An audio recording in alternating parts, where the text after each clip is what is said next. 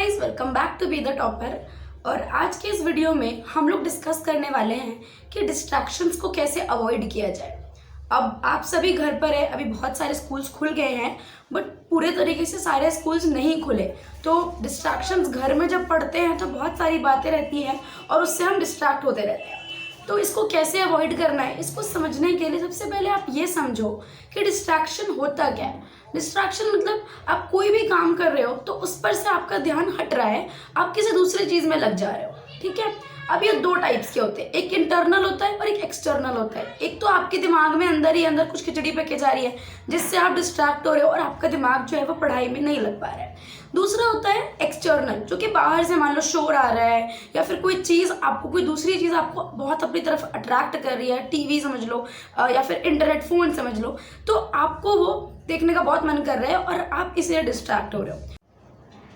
सबसे पहली जो हमारी इम्पॉर्टेंट बात है वो ये है कि आपको अपने टाइम को मैनेज करना है। आपको टाइम मैनेजमेंट स्किल सीखनी ज़रूरी है। बहुत बड़े बड़े जो लोग होते हैं उनके पास भी दिन में 24 घंटे होते हैं और हमारे पास भी 24 घंटे होते हैं। अब हमारे 24 घंटे कैसे निकल जाते हैं हमें पता ही नहीं लगती। हम उठते हैं, स्कूल जाते हैं या फिर हमने क्लासेस अटेंड करी स्कूल में, स्कूल की, और उसके बाद हम खेलते हैं, कूदते हैं, सो जाते हैं, फ़ोन चलाते हैं, खाना खाते हैं और टाइम ऐसे गुजर जाता है, पता ही नहीं चलता। तो आप सबसे पहले अपने टाइम को मैनेज करना सीख लो, क्योंकि ये जो स्किल है ना ये आपको लाइफ लॉन्ग हेल्प करेगी।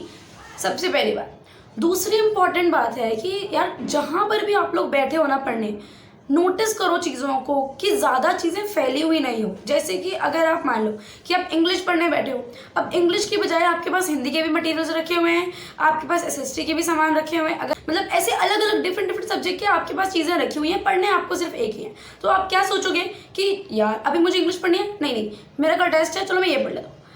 अगर आपके टाइम में ये है कि आपको भाई शाम के 7 बजे आपको इंग्लिश पढ़नी है, तो आप एक जगह पर बैठ जाओ, सारी चीज़ें सिर्फ इंग्लिश की रखो। इंग्लिश के गाइड, आपका पेंसिल, आपका रबड़, आपका पेन, आपकी कॉपी, आपका जितना भी कुछ बुक्स वगैरह, जितना भी मटेरियल आपको लेना है, एक साथ लेकर आराम से बैठ जाना है। ठीक है, बार बार उठना नहीं है। कई बच्चे ऐसे करते हैं, थोड़ा सा बैठ के लेके फिर पेंसिल लेने के लिए उठेंगे, फिर पेन लेने के लिए उठेंगे। तो ये सारी चीज़ें क्या होता है ना, अगर आप एक बार उठ जाओगे, मतलब ये मेरा पर्सनल एक्सपीरियंस है कि अगर मैं कई बार चीज़ें लेने के लिए उठ जाती हूँ, फिर मैं कब बैठती हूँ तो 1 घंटे लग जाते हैं मुझे कभी कभी कि मैं दोबारा उस जगह पर आकर बैठूँ।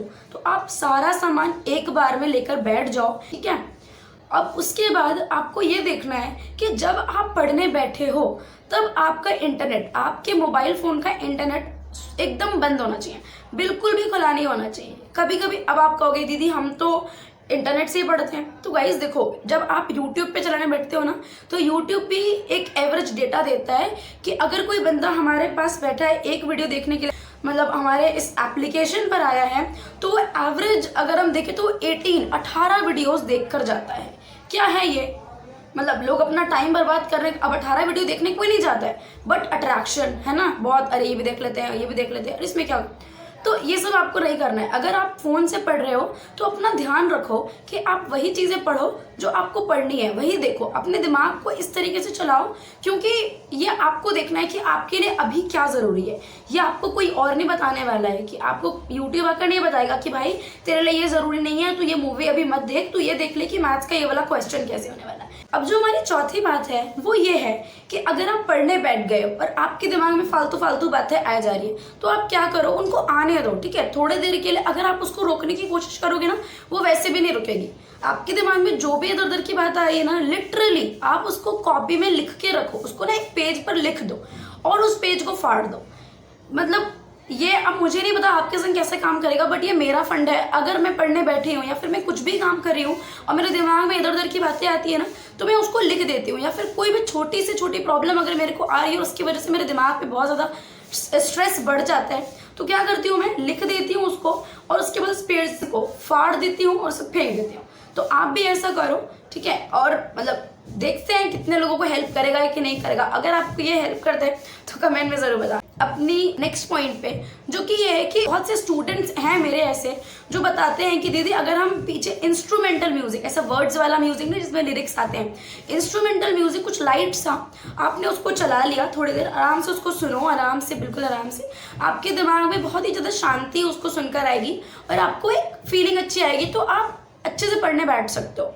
कुछ लोग होते हैं, अब मैं सबकी बात नहीं कह रही, बहुत से लोग होते हैं जो सिर्फ एक ही कमरे में रहते हैं, बट अगर आपके घर में कोई दूसरा कमरा है तो गाइस वहाँ जाके पढ़ लो। क्योंकि कई बार क्या होता है, बच्चे बीच में बैठ जाते हैं जहाँ पे सारे बच्चे खेल रहे हैं, टीवी चल रहा है, अब वहीं पर पढ़ने बैठ गए, तो ये तो आपने खुद ही एकदम पागलों वाला काम कर दिया।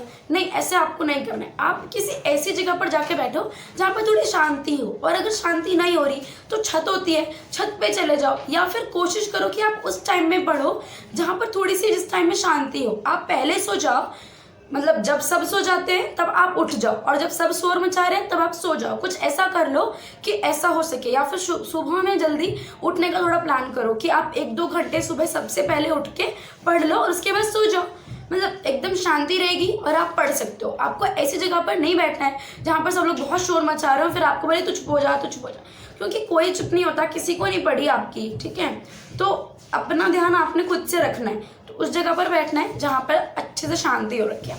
अब मैं कुछ लोगों को देखती हूँ, कुछ बच्चे क्या करते हैं, अगर मान लो कल टेस्ट है और पूरे दिन आज नहीं पढ़ा, संडे है, मंडे को टेस्ट है, आज संडे चल रहा है, पूरे दिन में नहीं पढ़ा, पढ़ लेंगे, शाम में उनको एक अलग ही सी फीलिंग आती है और वो क्या सोचते हैं कि यार चलो अपने आप को सेल्फ पनिश करते हैं, भूख लग रही है, खाना नहीं खाते, हम पढ़ते हैं।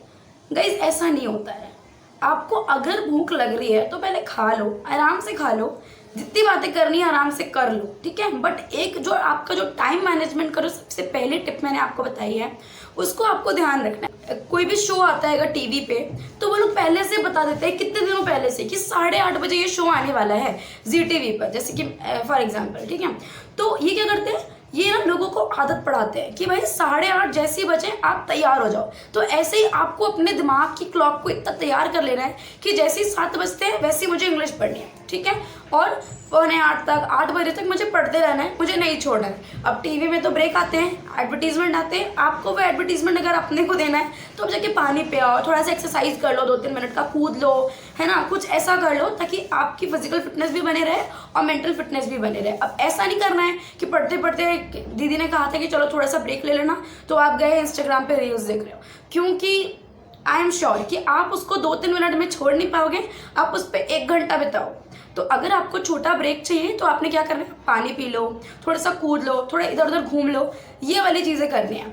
अब जो हमारी लास्ट बात है वो ये है कि कोशिश करो कि आप 6, 7, 8 घंटे आराम से सो लो, क्योंकि आपको करना है दिमाग का काम, ठीक है। पढ़ना बहुत स्ट्रेस पड़ता है, आई नो, तो उसके लिए आपको अपने दिमाग को तैयार करना है, क्योंकि जितना भी डेटा आपने यहाँ पर इनपुट किया है वो अंदर प्रोसेस होगा, उसकी प्रोसेसिंग की जाएगी माइंड में, तभी उसका अच्छा आउटपुट निकलेगा। पर अगर आप क्या कर रहे हो, 3-3, 4-4 बजे तक बैठकर पढ़ रहे हो, फिर सुबह 6 बजे उठ के, फिर मतलब मुझे नहीं लगता इतना पढ़ते होंगे लोग, फ़ोन चलाते रहते हैं, चैटिंग कर रहे हैं, टाइम बर्बाद कर रहे हैं। तो अपना एक नियम बनाओ, क्योंकि ना लाइफ में डिसिप्लिन बहुत इंपॉर्टेंट होता है। अभी आपको ये चीज़ें समझ में नहीं आ रही हैं, बट जैसे जैसे आप बड़े होते जाओगे तो ये बात आपको और अच्छे से समझ में आएगी कि डिसिप्लिन और फोकस कितना इंपॉर्टेंट है। तो आपको क्या करना है, एक टाइम स्लॉट बना लो, मतलब ऐसा नहीं कि 10 से 10 पर सो जाऊँगा, नहीं, आप ये मान के चलो कि 10-11 से 12 के बीच में मैं सो जाऊँगा या सो जाऊँगी आराम से, और उसके बाद मैं 5 या 6 बजे तक उठ जाऊँगा, ठीक है। अगर आप ऐसा करते हो तो लिटरली ये जो प्रॉब्लम्स है ना डिस्ट्रैक्शंस के, ये फॉर श्योर ख़त्म हो जाएंगे। और कुछ एप्लीकेशंस भी आते हैं जिनको आप लोग यूज़ कर सकते हो अपने फ़ोन में। जैसे कुछ लोगों को आदत है कि वो 2-3 घंटे बैठ के इंस्टाग्राम चलाते हैं, या फिर फेसबुक चलाते हैं, व्हाट्सएप चलाते हैं।